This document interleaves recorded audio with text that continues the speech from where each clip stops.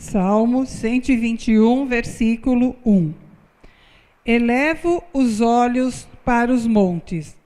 De onde me virá o socorro? Então, quando você olhar para os lados e só enxergar problemas, acalme-se. Olhe para cima, de lá vem o socorro. O Salmo 121, ele provavelmente foi composto assim depois de um livramento assim miraculoso que o Senhor operou na vida do rei Davi. Então vamos ver lá, 1 Samuel 23, 14. Então a palavra de Deus diz assim: E Davi permaneceu no deserto, nos lugares fortes, e ficou em um monte no deserto de Zife, e Saul o buscava todos os dias, porém Deus não o entregou na sua mão. Vendo, pois, Davi que Saul saíra à busca da sua vida, Davi esteve no deserto de Zife, num bosque. Então, Davi, aqui, esses versículos falam que ele estava fugindo de Saul e que ele se escondeu no deserto de Zife, num bosque. E no versículo 19, fala assim: Então subiram os zifeus a Saul, a Gibeá, dizendo: Não se escondeu Davi entre nós nos lugares fortes do bosque, no outeiro de Áquila, que está à mão direita de Gesimom? Agora, pois, ó rei, apressadamente desce conforme todo o desejo da tua alma, por nós fica entregarmo-lo nas mãos do rei. Então, os habitantes daquela região, os zifeus, eles sabendo disso, que Saul estava perseguindo a Davi, eles denunciaram a Saul que Davi estava no meio deles. E no versículo 21 diz: Então disse Saul: Benditos sejais vós do Senhor, porque vos compadecestes de mim. E depois, e diligenciai ainda mais, e sabei, e notai o lugar que frequenta, e quem o tenha visto ali, porque me foi dito que é Altíssimo. Então aqui Saul, ele conhecia a astúcia de Davi. E o que ele fez? Ele mandou que eles investigassem se Davi ainda estava ali. E no versículo 24 fala: Então se levantaram eles e se foram a Zife, adiante de Saul. Davi, porém, e os seus homens estavam no deserto de Maom, na planície à direita de Gesimom. Então Davi aqui, ele já havia mudado de esconderijo. Ele estava agora no deserto de Maom, como fala aqui a palavra, o que Saul descobriu e foi ao seu encontro. E aqui no versículo 25 fala: E Saul e os seus homens se foram em busca dele, o que anunciaram a Davi, que desceu para aquela penha e ficou no deserto de Maom. O que, ouvindo Saul, seguiu a Davi para o deserto de Maom. E Saul ia desta banda do monte, e Davi e os seus homens da outra banda do monte. E sucedeu que Davi se apressou a escapar de Saul. Saul, porém, e os seus homens cercaram Davi e os seus homens para lançar mão deles. Então, aqui a palavra está dizendo, que Saul e seus homens, eles conseguiram cercar Davi e os seus companheiros. Então, Davi, ele estava cercado por todos os lados. Ele só podia olhar para cima. Então, foi aí, provavelmente, que veio a inspiração para a composição do Salmo 121. De onde virá o meu socorro? Irmãos, e o socorro, ele veio. Porque aqui no versículo 27 fala assim: Então veio um mensageiro a Saul, dizendo: Apressa-te e vem, porque os filisteus com ímpeto entraram na terra. Pelo que Saul voltou de perseguir a Davi e foi-se ao encontro dos filisteus. Por esta razão, aquele lugar se chamou Sela Amalecote. E subiu Davi dali e ficou nos lugares fortes de Engedi. Então, irmãos, nós vemos aqui, não é? Que quando Saul, ele conseguiu cercar a Davi, um mensageiro, ele veio a Saul, não é? Informando que os filisteus tinham invadido Israel. E o que Saul fez? Ele foi obrigado a se retirar e deixar de perseguir Davi, para ir lutar contra os filisteus. Então, nós vemos aqui que grande livramento que Deus deu. Foi aí, então, que Davi, ele encontrou a resposta para a sua pergunta. De onde me virá o socorro? E nós sabemos que no versículo 2 do Salmo 121 diz: o meu socorro vem do Senhor, que fez os céus e a terra. Então, irmãos, assim como Davi, também nós somos cercados, na maioria das vezes, por aflições, por angústias, que nos fazem também perguntar: de onde virá o meu socorro?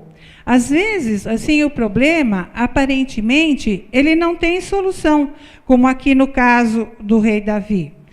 Naquele momento, assim, ele ficou encurralado, ficou ali sem saída. Não existia, assim, a menor esperança de salvação para Davi e seus homens, não é?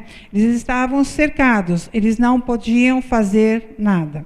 Então, a única direção onde não havia soldados de Saul era para cima. Então, por isso que Davi declarou: elevo os meus olhos para os montes, eu olho para cima.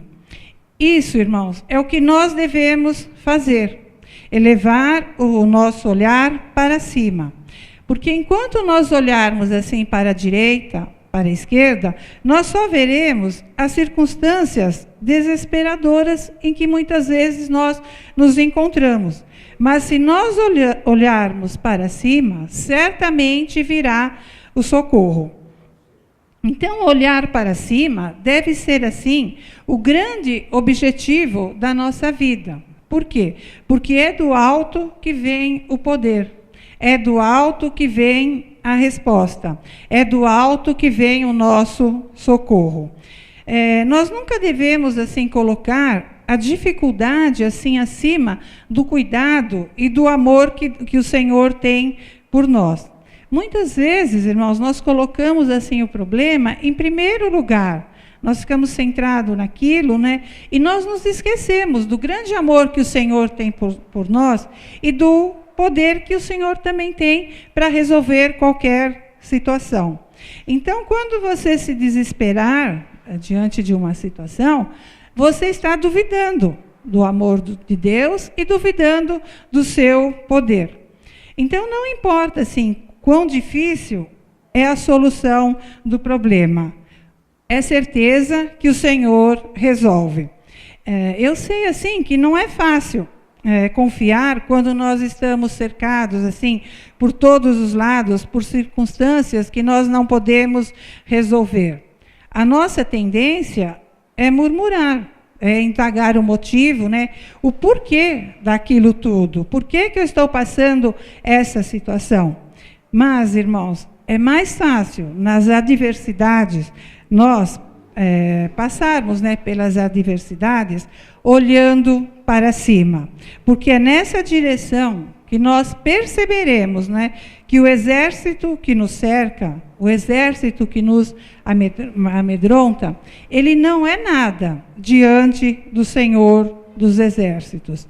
Então, fixar o olhar sobre um problema, ele nunca traz a solução. Quando nós focamos, assim, a nossa visão nas lutas, nas adversidades, o que acontece? Isso limita a nossa visão e nós nos restringimos àquela situação. E nós não vemos mais nada à nossa volta. Então, por causa disso, irmãos, que existem, assim, muitas pessoas que vivem tristes, deprimidas, fracas, que não conseguem nem mesmo, assim, em questões simples, encontrar as respostas, encontrar a solução. Por quê? Porque elas ficam com o olhar fixo na situação em que estão passando. Davi, quando ele passou pela dificuldade, nós vimos que ele estava encurralado, ele estava cercado. Mas ele não ficou limitado ao problema. Ele tomou uma atitude, não é? E tomou uma atitude simples. Ele deslocou o seu olhar para cima, para os montes, na direção do trono de Deus. Então, o meu socorro vem do Senhor, que fez o céu e a terra. Então, irmãos, quando nós mudamos o nosso olhar, nós mudamos a nossa própria história. Quando Davi, né, não olhou a situação, mas olhou para o Senhor, ele mudou a sua história, ele teve o livramento. Vamos ver o que fala em Atos 3:1. Atos 3:1 fala assim: Pedro e João subiam junto ao templo à hora da oração à nona. E era trazido um varão que desde o ventre de sua mãe era coxo, o qual todos os dias punham à porta do templo chamada Formosa, para pedir esmolas aos que estavam. Ele, vendo a Pedro e João, que iam entrando no templo, pediu que lhe dessem uma esmola. Pedro, com João, fitando os olhos nele, disse: olha para nós. Então, aqui, quando Pedro e João eles iam para o templo, eles encontraram um coxo de nascença, que estava assentado à porta. E antes deles o curarem, eles disseram, aqui como nós vimos, olha para nós. Ou seja, levante o seu olhar, tire a sua visão do problema, não fique olhando a sua deficiência. E o que ele fez? Está aqui no versículo 5. E olhou para eles. E eles falaram, né, em nome de Jesus Cristo Nazareno, levanta-te e anda. E nós sabemos que o homem saltou, levantou e andou. Então, o homem tirou o olhar do problema. Ele olhou para cima, por isso andou. Então, creia, irmãos, que há um Deus que intervém por você. É só você clamar, é só você confiar. Ele é o mesmo Deus, o Pai amoroso, que enviava o maná todos os dias, na proporção exata, para o povo lá no deserto. Ele, irmãos, é o mesmo Deus, que continua atento às dificuldades daqueles que esperam nele. Então, quando nós olhamos na direção certa, que é o Senhor Jesus, nós não corremos perigo. Por quê? Não é? Porque Ele é o nosso socorro. É de lá que vem o nosso socorro. Então, irmãos, mude a direção do seu olhar. Não olhe para o problema. Olhe para aquele que tem todo o poder para resolver qualquer situação. Então, olhar para o alto é olhar para o Senhor. E quem olha para Ele, irmãos, é certeza que não se perde, não se frustra e nem se decepciona. Vamos ver o que fala em Gênesis 15:5. Fala assim: então o levou fora e disse: olhe agora para os céus e conta as estrelas, se as pode contar. E disse-lhe: assim será a tua semente. Então, nós conhecemos, né, esse texto, não é?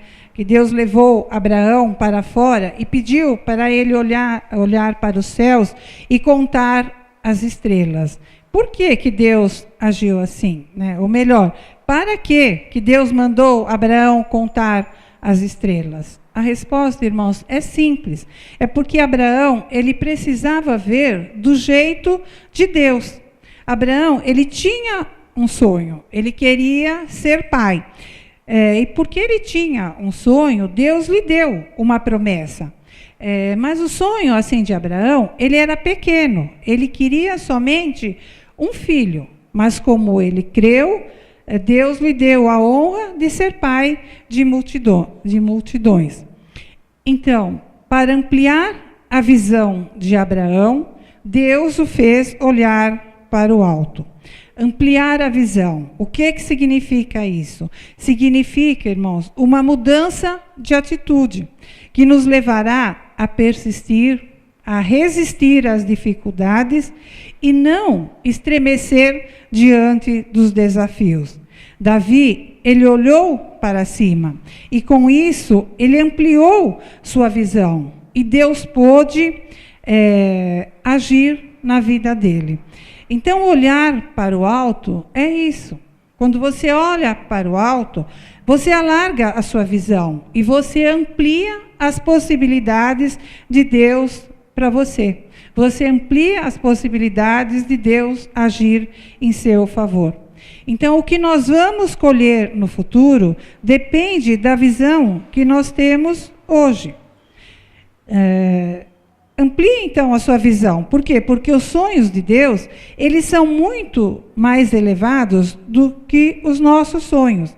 Deus, ele quer fazer muito mais do que você imagina na sua vida. Abraão, ele queria simplesmente ter um filho, mas Deus tinha um sonho muito maior para a vida dele.